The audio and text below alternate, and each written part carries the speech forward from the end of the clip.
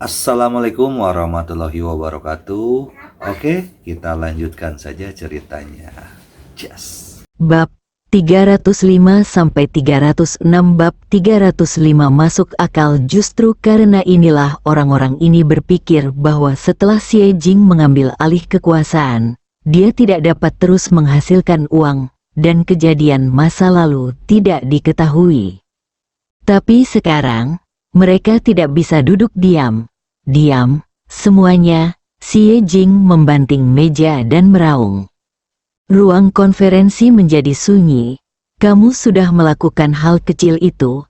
Kenapa kamu perlu aku memeriksanya? Untuk memanfaatkan perusahaan. Beberapa dari kamu hanya membuka rekening perusahaan. Sekilas bisa dilihat, kata Xie Jing dingin. Wajah keluarga Xie menjadi pucat. Mereka hanya pemabuk. Bagaimana mereka bisa memikirkan begitu banyak ketika mereka rakus akan uang? Selain itu, Xie Kaidong lah yang memiliki kekuatan finansial pada awalnya, dan mereka mengandalkan seseorang untuk menutupinya, jadi mereka sangat sombong. Sekarang Xie Jing sedang mengguncang, kerabat keluarga Xie hanya bisa melihat ke arah Xie Kaidong. Xie Kaidong tidak takut sama sekali. Dia merasa di belakangnya ada Nyonya Xie, dan bahkan Huang Tingting, wanita tertua dari keluarga Huang. Jadi apa yang bisa dilakukan Xie Jing padanya? Xie Jing, tolong berhenti membuat masalah dengan biji wijen tua dan millet busuk itu. Nenek tidak akan membahas hal-hal yang tidak masuk akal ini lagi. Jadi kualifikasi apa yang kamu miliki untuk menyelesaikan masalah lama di sini? Jangan berpikir bahwa kamu dapat melakukan apapun yang kamu inginkan sekarang karena kamu memiliki kekuatan. Nenek selalu menjadi orang yang memiliki keputusan terakhir di keluarga Xie. Xie Jing mengerucutkan bibirnya dan berkata dengan dingin, "Saya tidak ingin mempedulikan hal-hal buruk Anda. Tetapi sekarang Nyonya Xie sedang membutuhkan. Anda setidaknya harus menunjukkan ketulusan daripada menggunakan hal-hal ini untuk berurusan dengan saya." Orang lain di ruang konferensi tampak sedikit jelek ketika Xie Jing mengatakan itu. Paman ketiga tidak bisa menahan diri untuk tidak melihat ke arah Xie Kaidong secara diam-diam. Xie Kaidong menunjukkan ekspresi mengejek dan menggelengkan kepalanya sedikit. Paman ketiga memutar matanya, dengan ekspresi sedih di wajah lamanya. Xie Jing, sejujurnya, bukan karena aku tidak akan membantumu. Tapi sesuatu terjadi pada Tuan Xie baru-baru ini, dan aku menghabiskan banyak uang untuk mencari jalan keluar bagi perusahaan. Saya pada dasarnya membeli semua barang antik dan menggunakannya untuk mencari koneksi ke perusahaan. Paman ketiga berkata tanpa malu-malu. Semua orang di ruang konferensi tersenyum aneh. Bagaimana mereka bisa melakukan ini demi Xie? Ketika Xie akan diakuisisi, masing-masing orang dengan panik berusaha memasukkan lebih banyak uang ke kantong mereka. Namun, hal ini tidak menghalangi mereka untuk mengikuti. Ya, kita semua menghabiskannya. Saya telah menemukan 7 atau 8 orang untuk mengundang mereka makan malam. Aku juga. Aku memberimu hadiah jutaan. Xie Jing tidak percaya sepatah kata pun yang diucapkan orang-orang ini. Bukankah dia masih tahu wajah kerabat keluarga Xie ini? Dia tanpa sadar menekan tangannya di atas meja dan mengatupkan gigi peraknya. Xie Jing, kamu juga telah melihat bahwa perusahaan dalam masalah hanya karena kamu mengundurkan diri sebelumnya. Paman dan saudara laki-lakiku, aku menghabiskan semua uangku karena kamu menginjak pantatku. Ini tidak masuk akal. Xie Jing sangat marah sehingga dia tidak bisa menahan diri untuk berkata, "Jelas kamu dan nenek yang memaksaku pergi. Mengapa ini tanggung jawabku?" Ekspresi Xie Kaidong tiba-tiba berubah. "Apa maksudmu dengan itu? Kamu sebenarnya menjelek-jelekkan nenek di belakang punggungnya. inikah yang harus dilakukan seorang cucu? Xie Jing tidak berkata apa-apa dengan wajah cemberut. Disinilah dia paling tidak berdaya. Bagaimanapun, Nyonya Xie juga neneknya, dan dia harus menjaga rasa hormat apapun yang terjadi. Xie Kaidong, kamu yang menghasut ini, kan? Xie Jing bertanya. Jangan bicara omong kosong, saya tidak lagi bekerja di perusahaan. Bagaimana saya bisa melakukan hasutan? Tentu saja, Xie Kaidong tidak mau mengakuinya. Namun, ekspresi bangga di wajahnya hanya sedikit dari kata-kata, "Aku berhasil," yang tertulis di sana. Kamu juga anggota keluarga Xie. Jika perusahaan tidak dapat memproduksi barang lelang, apa gunanya bagimu? Xie Kaidong tersenyum dingin. Kalau begitu kamu tidak perlu khawatir tentang hal itu. Lagi pula, jika Anda tidak bisa mendapatkan barang lelang, yang paling memalukan adalah Anda, CEO. Xie Jing mengepalkan tangannya dengan kuat. Dia tahu bahwa kerabat keluarga Xie ini mulai bekerja sebagai pembantu lagi ketika mereka melihat Nyonya Xie telah menerima bantuan dari keluarga Huang. Saya khawatir saya tidak dapat mengandalkan orang-orang ini. Xie Jing melirik dingin ke arah kerabat keluarga Xie di ruang konferensi. Tatapannya begitu dingin sehingga orang-orang ini tidak bisa menahan diri untuk tidak merendahkan suara mereka.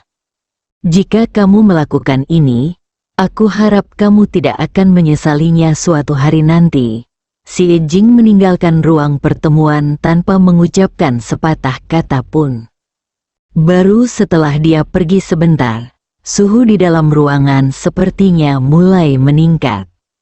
HMPH, dia pikir dia siapa yang mengancam kita? Xie Kaidong tampak menghina.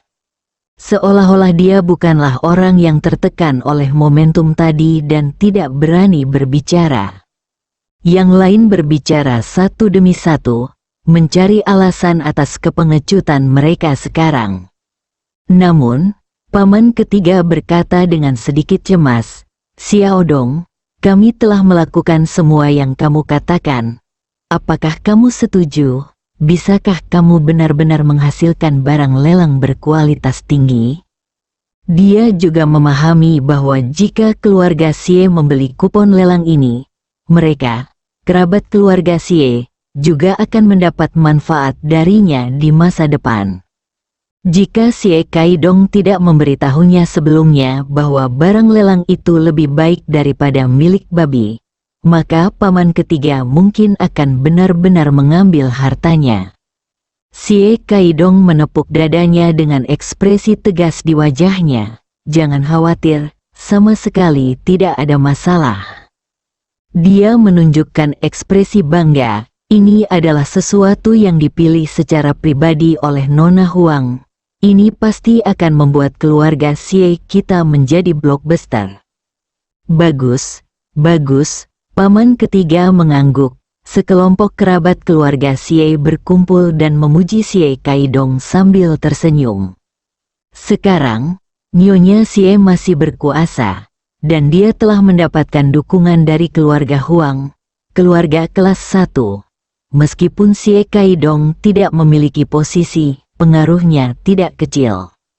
Orang-orang ini secara alami memilih untuk memihak Xie Kaidong seperti sebelumnya. Xie Kaidong menikmati pujian dari orang-orang ini, dan sambil merasa bangga, dia juga mencibir. Xie Jing, menurutmu apakah kamu tidak bisa mendapatkan hal-hal baik kali ini? Tunggu saja, Nenek dan Nona Huang sudah membuat pengaturan, dan kamu pasti akan malu. Jika saatnya tiba, tunggu saja dan mundur lagi. Xie Jing kembali ke kantornya. Ekspresi dingin di wajahnya berubah menjadi ketidakberdayaan. Apa yang dia katakan tadi memang benar, tapi dia tidak tahu di mana menemukan benda ini.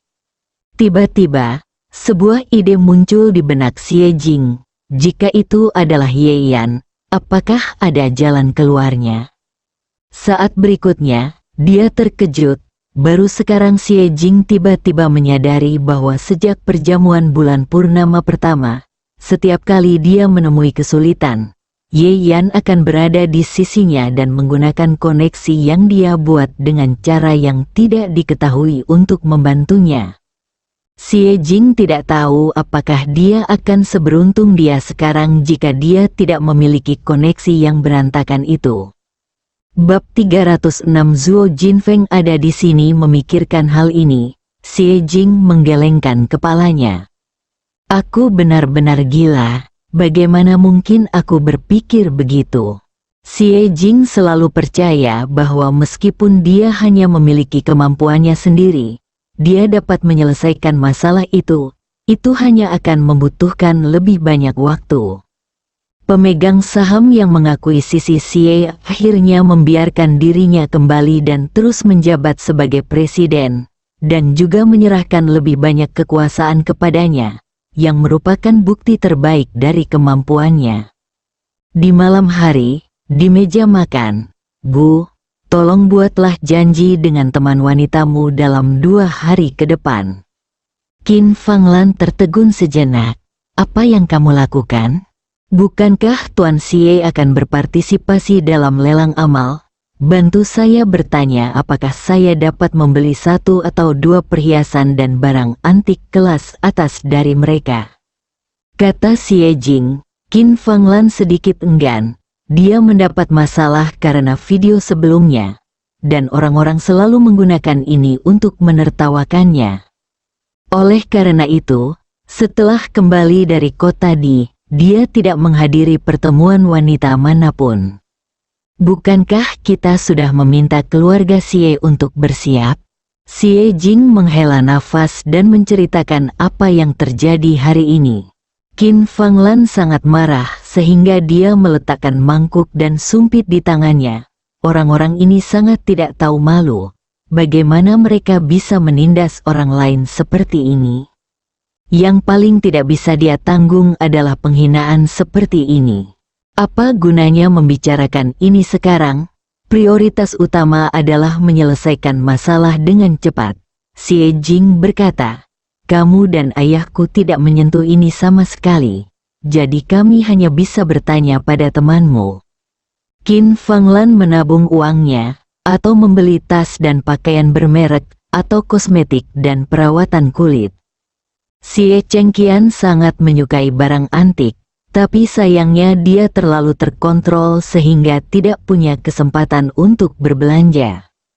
Qin Fanglan benar-benar tidak ingin menghubungi teman-temannya. Dia bisa membayangkan apa yang akan dikatakan orang-orang ini, terutama setelah mengetahui bahwa dia membutuhkan sesuatu dari mereka. Tapi Xie Jing telah menjelaskannya. Jika dia tidak memikirkan cara, jika Xie Jing kehilangan muka di masa depan, maka dia, sebagai seorang ibu, tidak akan bisa menjadi lebih baik. Untuk sesaat, Qin Fanglan merasa berada dalam dilema dan merasa sangat frustrasi. Lihat dirimu, kamu benar-benar pecundang. Kamu tidak bisa berbuat apa-apa di saat kritis.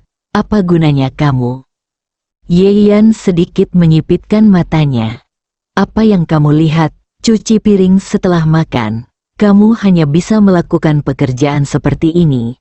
Kenapa kamu tidak lebih aktif? Hati-hati dan aku akan mengusirmu. Jangan lupa, villa ini tidak ada lagi milikmu, tegur Fanglan.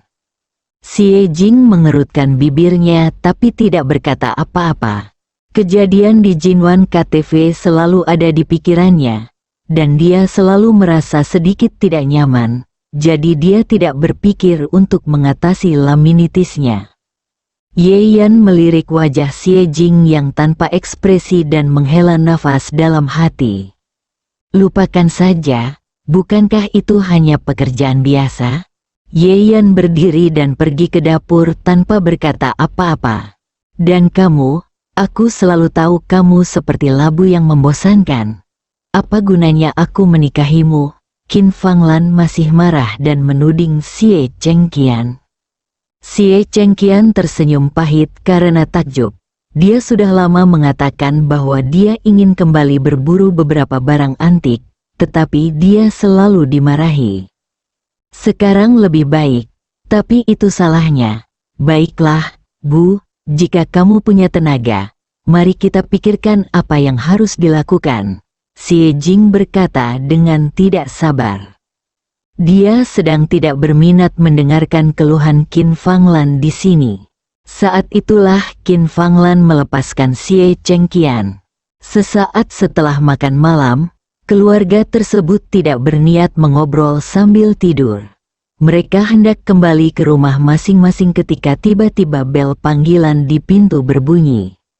Bibi Liu pergi untuk mengambilnya, mendengarkan beberapa patah kata, dan kemudian berkata, penjaga keamanan berkata bahwa seorang pria bernama Zhuo Jinfeng datang berkunjung.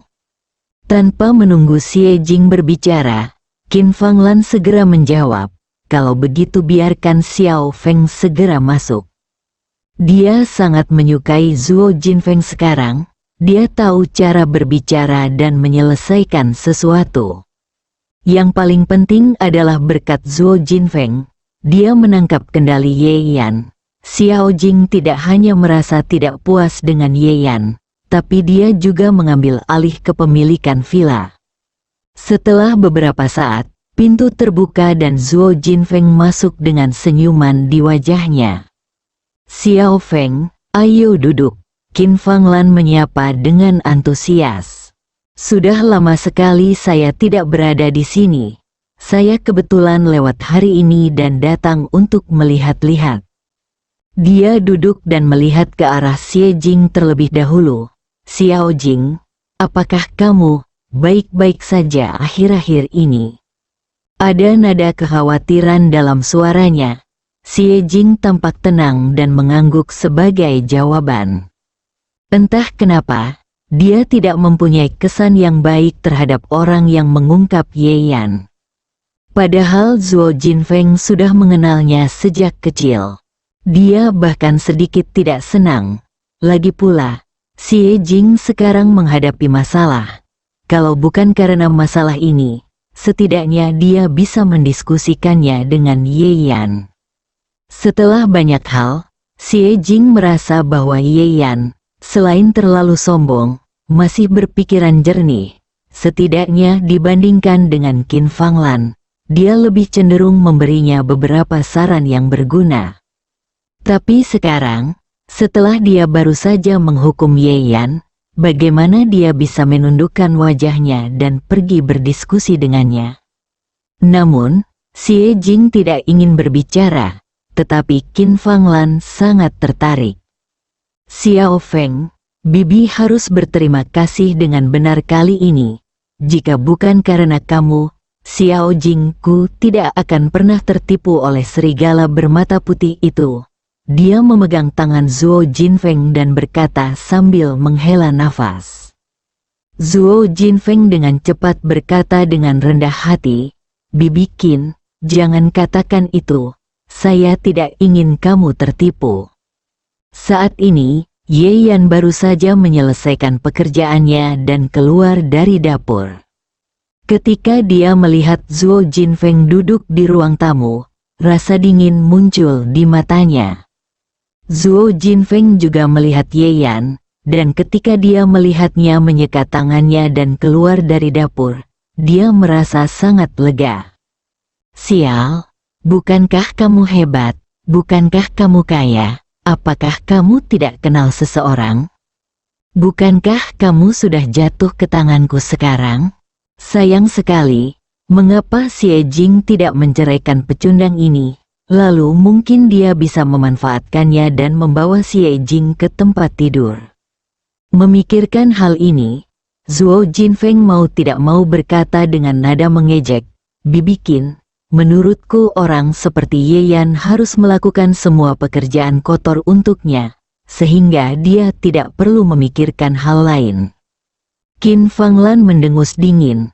Apakah kamu mendengar itu? Setelah mencuci piring, pergilah menyapu dan mengepel lantai. Jika kamu ingin tinggal di rumah kami, kamu harus tahu apa yang harus kamu lakukan. Mata Ye Yan menjadi dingin. Dia tidak ingin membuat Xie Jing marah.